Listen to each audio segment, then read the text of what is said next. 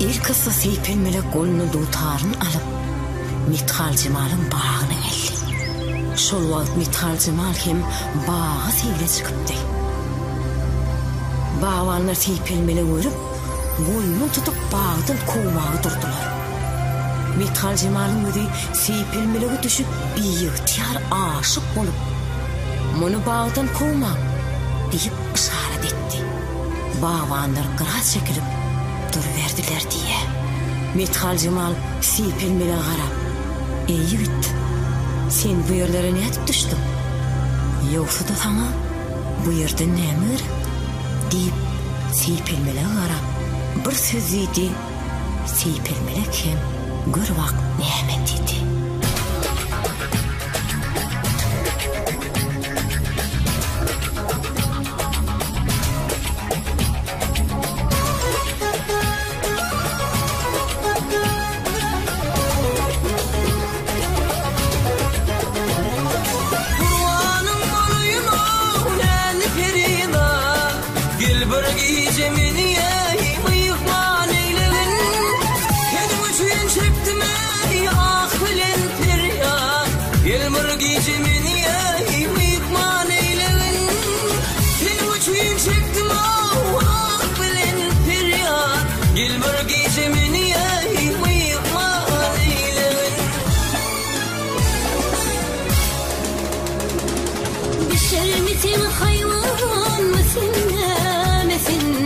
Şekil munun hayfın gelsin canına.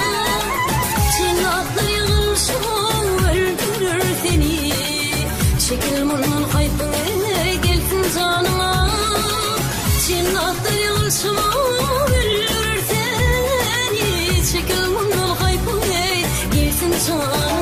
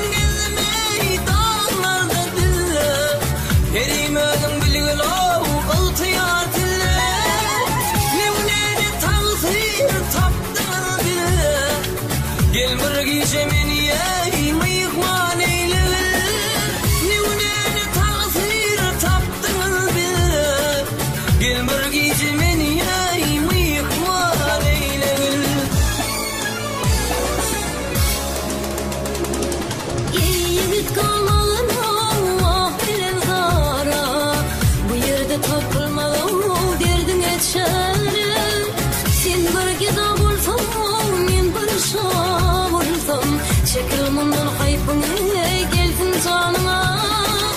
Sen bargida bulsan men marşa bulsam. Şekil munun hayfın gelsin canına.